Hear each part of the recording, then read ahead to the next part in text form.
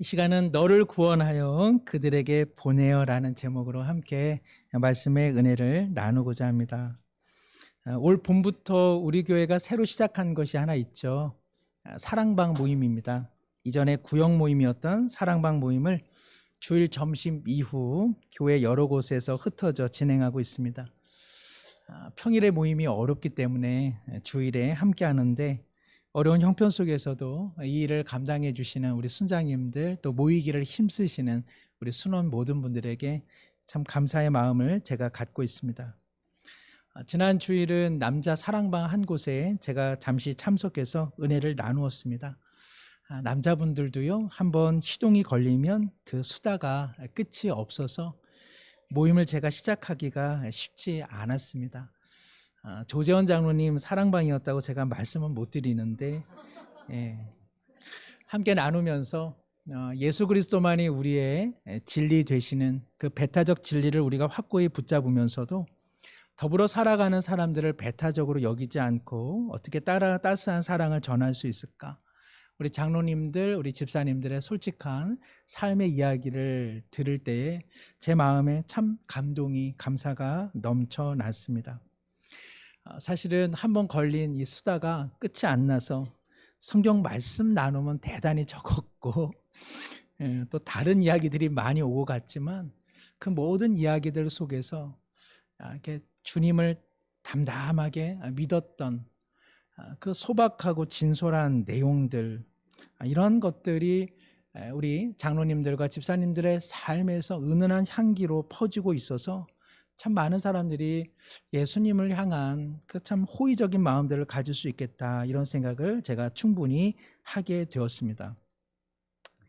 언제일지는 모르지만 제가 그런 마음 하나를 품고 있습니다. 뭐냐면 우리 성도님들 모두에게 좀 받아쓰기 시험을 해봐야겠다.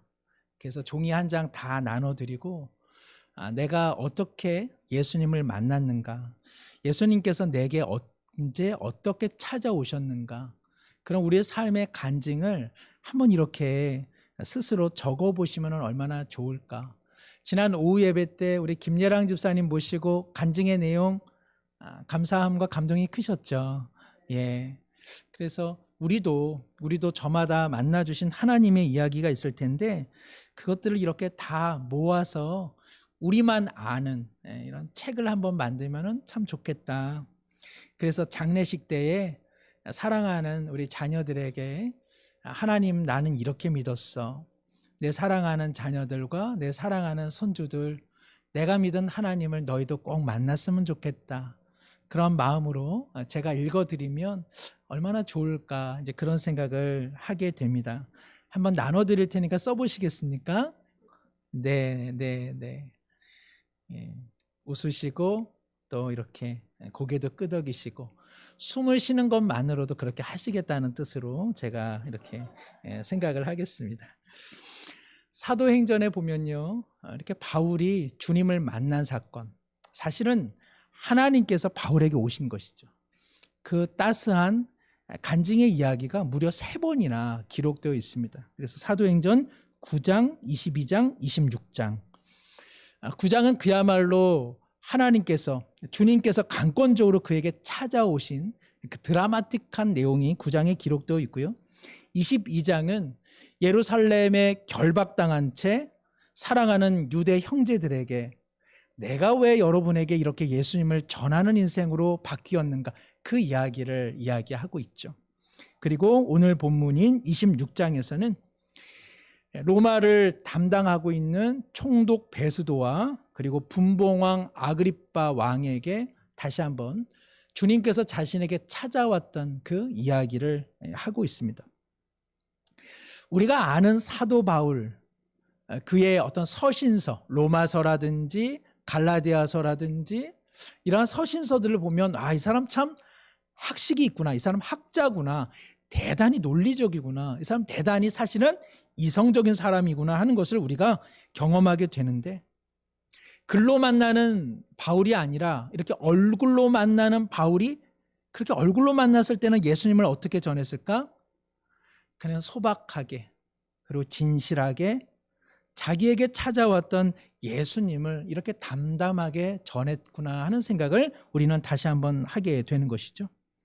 오늘 본문도 그렇습니다. 14절에 우리가 다 땅에 엎드러짐에 내가 소리를 들으니 히브리 말로 이르되, 사울이라고 하는 이름은 히브리 말이고 헬라어로는 바울인데, 사울아 사울아 내가 어찌하여 나를 박해하느냐, 가시체를 뒷발질하기가 내게 고생이니라. 주님께서 사도 바울에게 나타나서 사도 바울아 그만해라 하시면서 가시체 이야기를 합니다. 이 가시체라고 하는 것은요, 이 훈련되지 않은 소를 훈련되게 하기 위해서 가시가 돋친 채찍을 당시에 사용했습니다. 예수님께서 완강하게 주님을 거절하고 있는 사도 바울을 향해서, 얘야, 가시체 맞는 것이 너에게도 얼마나 힘겨운 인생이냐, 이제 나의 은혜를 거절하는 것을, 저항하는 것을 이제 그만두어라 라고 하시며 그에게 찾아오신 것이죠. 사도 바울은 그때에 주님께서 자신에게 이렇게 말씀하신 것을 다시 한번 고백합니다. 16절입니다. 일어나 너의 발로 서라. 내가 내게 나타난 것은 곧 내가 나를 본 일과 장차 내가 내게 나타난 일에 너로 종과 증인을 삼으려 함이니, 이스라엘과 이방인들에게서 내가 너를 구원하여 그들에게 보내어. 우리 18절 함께 읽겠습니다. 그 눈을 뜨게 하여 어둠에서 빛으로, 사탄의 권세에서 하나님께로 돌아오게 하고, 죄 사함과 나를 믿어 거룩하게 된 무리 가운데서 기업을 얻게 하리라 하더이다. 사도 바울은 지금 베스도 총독과 아그리빠 왕에게 자신의 변론을 하면서 실은 일종의 간증을 하고 있습니다. 저도 주님을 몰랐던 사람입니다. 그러나 주님께서 내게 찾아오사 내 눈을 뜨게 하셨고, 어둠에서 빛의 길로, 그리고 사탄의 권세에서 하나님의 나라로 돌아가게 하는 놀라운 역사를 일으켜 주셨습니다 하면서 자신의 사명, 즉 하나님께서 자기를 구원하여 오늘 이처럼 증인으로 보내신 자신의 정체성을 이야기하고 있는 것이죠. 간증이란 이런 것입니다. 15세기에 유명한 이탈리아의 개혁주의 설교자 중에 지롤라모 사보니롤라라고 하는 사람이 있습니다. 이 명품 가방 이름이 아닙니다. 지롤라모 사보나롤라는 어느 한날 한 교회에서 말씀을 전하게 되었는데, 여러 날 그 교회에서 말씀을 전하다가 한 경건한 할머니를 보게 됩니다. 당시에는 이제 천주교였으니까 그 교회 마당에 한 마리아 상이 이렇게 놓여 있었는데, 그 할머니가 매일매일 정한 시간에 그 마리아 상 앞에서 이렇게 기도를 하며 하나님을 경배하는 모습이었던 것이죠. 지롤라모가 너무나 그것이 감동적이어서 그 교회를 목회하는 신부에게 말했습니다. 참 경건하고 귀한 분이 계시네요. 그때 신부가 말하기를, 보이는 것에 속지 마십시오. 저 할머니는 실은 저 마리아 동상 앞에서 하나님을 경배하는 것은 아닙니다. 예전에 저 마리아 동상이 조각될 때에 조각가가 아름다운 한 여인을 찾고 있었는데, 그 여인이 바로 저 할머니이죠. 저 할머니가 바로 저 마리아 상의 모델입니다. 저 할머니가 매일매일 정한 시간에 그곳에 오는 까닭은 자신의 아름다웠던 옛 모습을 향수하면서 그 모습을 그리워하는 것이니, 실은 하나님을 예배하는 것이 아니라 지난날 자기의 영화로웠던 모습을 예배하고 있는 것에 불과합니다. 성도 여러분, 신앙은 기억하는 것입니다. 신앙은요, 기억력이 좋아야 합니다. 하나님께서 이미 우리 가운데 베푸신 은혜를 기억하는 것, 그것이 사실은 예배의 자리에 와 있는 까닭입니다. 사랑하는 성도 여러분께서 혹여라도 부족한 제 설교를 들으려고 오늘 예배당에 오시는 분은 아무도 없으실 것입니다. 예배는요, 이미 하나님께서 우리 가운데 베푸신 그리스도의 은혜가 무엇인가를 다시 한번 기억하고 그 기억 속에 하나님 앞에 감사와 찬양을 올려드리는 것입니다. 그냥 내 슬픈 마음이 위로받는 것, 그저 내 걱정과 내 염려를 하나님 앞에 그냥 쏟아붓는 것, 내 급한 사정이 있어서 그것을 하나님께서 꼭 좀 응답해 주셨으면 하는 것. 그런 것들은 언제 하시면 좋으냐? 금요기도회 때 하시면 좋습니다. 그거를 금요기도회 때 안 하시니까 일주일에 그냥 예배당 한 번 오신 걸로 만사가 형통됐으면 하는 바람으로 여기에 오시죠. 예. 웃으시는 까닭은 동의하는 것으로 알겠습니다. 그래서 예배를 드린다라고 하는 것은 하나님께서 예수님을 통해 내게 이미 주신 은혜가 무엇인지를 다시 한번 깊이 기억하고 그리고 찬양과 경배로 올려드리는 것이죠. 하나님께서 구약 성경에 구약 백성 이스라엘에게 계속 말씀하신 것이 무엇이냐? 내가 너희 선조를 애굽에서 건져냈던 그 날을 기억하라고 말씀하십니다. 왜 그렇게 기억하라고 하실까요? 애굽에서 이스라엘 백성이 경험한 400년의 노예 생활은요, 이스라엘이 이후에 경험하고 있는 모든 고통과 견줄 수가 없었습니다. 그러한 현실 속에서 하나님이 너희를 구원하셨다면 오늘 너희의 삶에 그 어떤 어려움이 있을지라도 다른 것을 의지하지 말고 애굽 치하에서 400년 종로로 타던 너희를 구원하여 백성 삼은 그 하나님을 기억하라는 것입니다. 기억이 너희들에게는 힘이 된다는 것이죠. 신약 성경도 마찬가지입니다. 하나님께서 기억하라 하십니다. 무엇을 기억하라고요? 죄와 사망의 그늘 아래에 있었던 너희를 내 아들 예수 그리스도를 통하여 이미 구원한 그 십자가 사건과 부활을 끊임없이 기억하라고 하십니다. 그러니까 우리가 믿음 생활을 하고 우리가 예배 생활을 한다는 것, 우리가 예배의 자리로 온다는 것은요, 기억하는 것입니다. 우리로서는 나올 수 없었던 죄와 사망과 슬픔과 고통의 그늘 속에서 이미 우리 가운데 승리를 안겨주신 그 주님의 은혜를 기억하시는 것이죠. 우리가 이것을 기억하지 못하면 우리의 예배와 우리의 신앙이라고 하는 것은 그저 어느 한 할머니가 지난날 자신이 만난 하나님에 대한 어떤 감정, 혹은 지난날 자신의 삶에 대한 영화로움에 대한 향수, 내가 지난날 이렇게 하나님을 의지했고 내가 지난날 이렇게 하나님을 바라보았는데 라고 하는 그저 자기 믿음에 대한 그리움 외에는 아무것도 아닌 것입니다. 사랑하는 성도 여러분, 우리의 신앙은 하나님께서 우리 가운데 베푸신 그 은혜를 깊이 기억하는 것으로 힘을 얻기를 축복합니다. 그래야만요, 오늘 우리가 주님 뜻대로 살아갈 수 있습니다. 오늘 바울 사도가 그 이야기를 하고 있습니다. 주님께서 내게 나타나신 것은 이스라엘과 이방인들에게서 내가 너를 구원하여 너를 다시 보내는 바로 그 사명을 그가 깨달을 수 있었기 때문에 그러하죠. 사실은 바울은 지금 자신을 죽이려고 하는 유대인들 속에, 그리고 인간적으로 보면 전임 총독자였던 벨릭스나 지금 총독자인 베스도나 지금 앞에서 자신에게 호령하고 엄명하는 이 아그리빠 왕이라고 하는 이런 사람들은요, 다 질이 안 좋은 사람입니다. 역사적으로 이들을 추적해 보면 이 사람들은 다 돈으로, 물질로, 권력으로 이 자리에 와 있는 인생들이지 인격이나 인성이 되먹은 사람들이 아닙니다.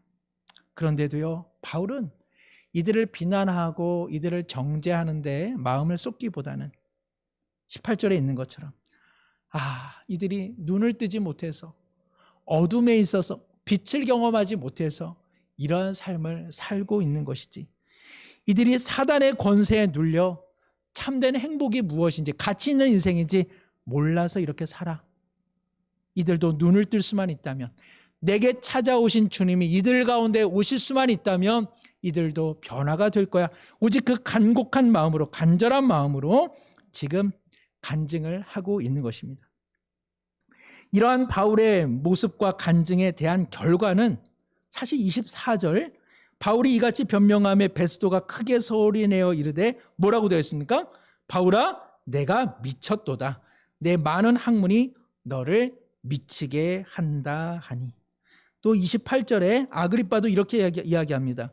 아그리빠가 바울에게 이르되 내가 적은 말로 나를 권하여 그리스도인이 되게 하려 하는도다.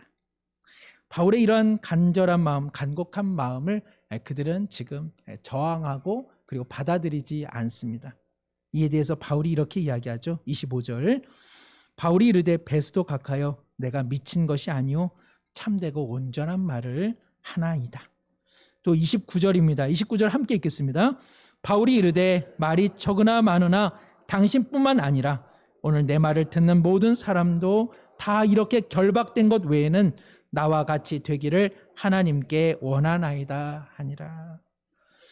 바울이 애절한 마음으로 그들에게 이야기하고 있습니다. 베스도 각하여 그리고 아그리빠 왕이요, 내가 비록 당신들 앞에서 이렇게 결박당해 있지만 결박당한 것 외에는 여러분도 저처럼 예수 그리스도를 믿는 은혜가 있기를 저는 다만 원할 뿐입니다. 성도 여러분, 우리 한 분 한 분도 다 주님을 만났기에 여기에 계신 줄로 믿습니다. 주님을 만난 어떤 드라마틱한 사건이나 어떤 감정, 그런 것들보다 중요한 것은 예수님의 죽음이 나를 살리시고자 한 하나님의 은혜였다는 것이 믿어지신다면, 그러면은 다 거듭난 인생인 것입니다.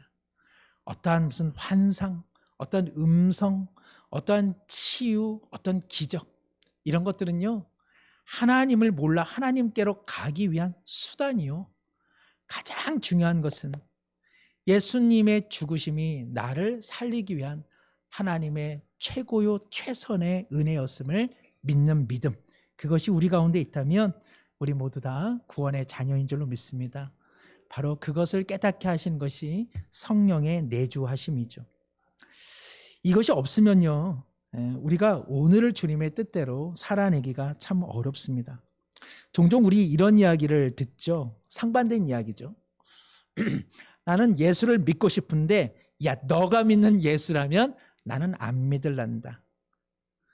혹은 나는 예수를 믿고 싶어도 저런 사람들이 가는 천국이라면 나 가고 싶지 않더라. 이런 이야기죠. 반대가 있습니다. 사실 저는 예수님을 믿는 것 마음의 문이 열려지지는 않아요. 근데 선생님을 보면 저 선생님 다리 한 짝이라도 꼭 붙잡고 죽을 때 천국은 가고 싶은데 다리 한 짝 내놓으시겠어요? 이런 말들이죠. 저는 교회 갈 자신은 없어요. 그런데 당신이 가는 곳이라면 저도 꼭 가고 싶은 마음은 있습니다. 우리는 살아가면서 어떠한 이야기를 듣습니까? 오늘 우리의 삶의 모습을 통해서 저도 당신처럼 예수님을 믿고 싶네요 라는 이야기를 듣습니까? 아니면 예수는 좋아도 당신이 믿는 그 예수, 나는 믿고 싶지는 않아. 당신하고 같이 천국 가고 싶은 마음은 한 털도 없어. 주여, 네. 예. 우리는 어떤 말을 또 어떤 소리를 들으면서 살아가나요? 베스도와 아그리빠가 바울이 전한 복음을 받아들이지는 않았지만 그들이 이런 말을 합니다. 오늘 본문 26장 31절, 물러가 서로 말하되 이 사람은 사형이나 결박을 당할 만한 행위가 없다 하더라. 바울을 보면서 이 사람들이 이런 말을 합니다. 이 사람 참 죄가 없는 사람이야. 이 사람 사형이나 결박당할 만한 아무 일도 하지 않은 사람이구만. 참 좋은 사람을 만나면 우리는 우리 안에 참 좋은 것이 있다는 것을 발견하게 되는 것 같습니다. 참 좋은 사람을 만나면 내 안에 있는 좋은 것들이 이렇게 나오기 시작하죠. 그래서 좋은 사람이 있으면 그 모인 곳이 참 좋고 그것에 좋은 향기가 납니다. 우리 안에는 좋은 것과 나쁜 것이 있는데 좋은 사람을 만나면 우리 안에 있었던 그 따스함, 친절, 배려, 긍정, 감사, 이런 것들이 이렇게 나오기 시작하죠. 그래서 그 자리를 떠나도요, 꽃향기가 나는 것 같습니다. 제가 지난 월요일에 밤에 이렇게 산책을 하는데 비가 갑자기 억수로 쏟아져 가지고요, 비닐 우산을 하나 샀다가 저녁 한 8시가 됐길래 비 오는 날에 순댓국집 가면 참 행복하겠다 싶어가지고 혼자 순댓국집을 갔습니다. 번동 사거리에 기가 막힌 곳이 하나 있습니다. 거기를 들어갔는데 얼마나 맛이 좋은지요. 그런데 콧물이 나가지고요. 휴지로 행 하고 이제 코를 풀었습니다. 좀 쌀쌀한데 따뜻한 게 들어가니까 뭐가 나와요? 눈물이 아니라 콧물이 나오더라고요. 그런데 주방 앞에 큰 글자로 코 풀지 마시오. 이렇게 돼 있더라고요. 코를 풀고 나니까 이해가 됐습니다. 이 작은 식당 안에서 뜨거운 음식을 먹은 사람들이 저마다 코를 풀어내기 시작하면 참 이 식당 분위기 값싸지겠다. 그래서 잘 써놨다 해서 제가 코를 한 번만 풀고 말았습니다. 좋은 사람을 만나고 좋은 이야기를 들으면 우리 안에 좋은 것이 나오는데, 이에 비해서 나쁜 사람, 여기서 나쁜 사람이란 나뿐인 사람을 말하는 것입니다. 나쁜 사람의 그 어원을 어떤 분이 나뿐인 사람으로 이야기를 했는데 참 좋은 말 같아요. 나쁜 사람을 만나면요, 내 안에 나뿐인 것만 나옵니다. 그래서 내 안에, 내 밑바닥에 나도 보기 싫었던 어떤 비열함, 어떤 치사함, 어떤 분노, 어떤 험담, 그런 것들이 내 안에서 나오는 것을 보게 되죠. 그래서 나뿐인 사람들끼리 만나면요, 그 자리를 떠나도 내 몸이, 내 마음이 오염되고 악취가 난 것 같은 그런 불쾌감을 갖습니다. 사랑하는 성도 여러분, 이 세상에는 참 좋은 사람이 필요합니다. 만나면 좋은 친구처럼 만나서 내 안에 있는 좋은 것들이 나오는 그런 관계야말로 참 신자의 만남인 줄 압니다. 좋은 사람들이 만나면요, 특별한 것을 먹지 않고 특별한 곳을 가지 않고 특별히 재미난 것이 없는데도 그렇게 좋아요. 근데 나뿐인 사람을 만나면 특별한 것을 먹고 특별한 곳을 가고 특별히 재미난 것을 하는데도요, 하나도 좋지가 않습니다. 왜요? 나뿐인 것들만 모이기 때문에 그렇습니다. 사도 바울의 지난 인생은 어찌 보면 나쁜 인생이었습니다. 그가 하나님을 잘 믿었다고요? 그는 하나님을 경배한 인생이 아니라 자신이 구원받기 위해서 하나님을 수단 삼고 율법을 수단 삼아서 오직 자신의 구원을 위해서 살았던 나쁜 인생이었습니다. 그러나 좋으신 주님께서 찾아온 그날, 바울 안에 있었던 좋은 것들이 나오기 시작했습니다. 그래서 나뿐이었던 바울은 참 사람이 되기 시작한 것이죠. 그리고 참 좋은 인생이 되어 오늘 그는 베스도와 아그리빠와 같은 나쁜 사람들 속에 자신의 정체성을 일치하고 있는 것입니다. 우리는 자녀들을 왜 학교에 보내나요? 좋은 대학, 좋은 직업 갖게 하려고 보내나요? 어느 부모도 사실 그렇지는 않습니다. 우리 아이가 학교 가서 제대로 배워서 참 사람이 되면 얼마나 좋을까, 그 마음을 가지고 학교로 보내는 것 아니겠습니까? 성도 여러분, 하나님께서 우리를 왜 만나주셨을까요? 우리를 왜 예배의 자리로, 우리를 왜 교회의 자리로 이렇게 불러주실까요? 기도 많이 하라고? 전도 많이 하라고? 성경 많이 보라고? 중요하죠.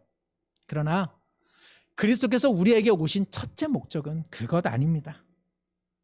우리의 존재를 변화시키기 위해서 나뿐인 인생이 참 사람 되어지고 참 좋은 사람 되게 하기 위해서 하나님께서는 예수 그리스도의 피값 주고 우리를 새로운 생명으로 불러내고 계신 것입니다. 그게 잘 안 돼서 우리는 성령의 은혜와 충만함을 구하고 우리는 기도를 하고 그리고 하나님의 말씀이 내 안에 움직이기 위하여 말씀을 읽고 그리고 함께 교제하는 것이지, 그것 자체가 목적이 되지는 않는다는 것입니다. 오늘은 성령 강림 주일입니다. 예수 그리스도께서는 내가 승천하여 성령을 보낼 것이니 그 성령께서 너희 안에 임하는 순간 너희들은 하나님의 증인되는 존재의 변화가 일어날 것이라 말씀하셨습니다. 이 일은 이미 우리 가운데 일어났습니다. 사랑하는 성도 여러분, 우리는 기도를 많이 하고 우리는 찬송을 많이 하고 우리는 봉사를 많이 하는 사람이 되기 전에 내 안에 존재를 변화시키고 있는 성령 하나님을 꼭 의식하시기를 소망합니다. 참 좋은 사람 되는 것이 가장 중요한 목적입니다. 예배의 시간, 하나님께서 베푸신 은혜를 기억하고 내 삶의 자리로 돌아가 그곳에서 사람들 가운데 나뿐인 인생이 아니라 좋은 인생 되어 그 안에 있는 좋은 하나님의 형상을 끌어내는 일, 바로 그 일에 바울도 부름을 받았고 우리도 부름을 받은 것입니다. 한 주를 살아가실 때에 오히려 이 사랑과 은혜에 꽁꽁 묶여 만나는 이들에게 좋은 사람 되어 좋은 향기와 그리고 좋은 것들을 이끌어내시는 그러한 아버지, 그러한 어머니, 그러한 아내, 그러한 남편, 그런 친구, 그러한 삶의 동무들이 되시기를 다시 한번 축복합니다. 기도하겠습니다. 하나님 아버지, 우리가 아직 죄인 되었을 때에 그리스도를 통하여 구원하여 주심을 감사드립니다. 예배의 근거, 믿음의 근거가 우리에게 있지 아니하고 오직 그리스도에게 있으므로 이 받은 사랑을 우리 존재의 변화를 통해 나타내게 하여 주옵소서. 성령의 충만한 은혜로 따스한 온기를 품고 좋은 신자로 살아갈 때에 우리의 삶의 자리 아름답고 밝게 만들어내는 빛의 알맹이로 살아갈 수 있도록 은총 내려 주옵소서. 예수님의 이름으로 기도드리옵나이다. 아멘.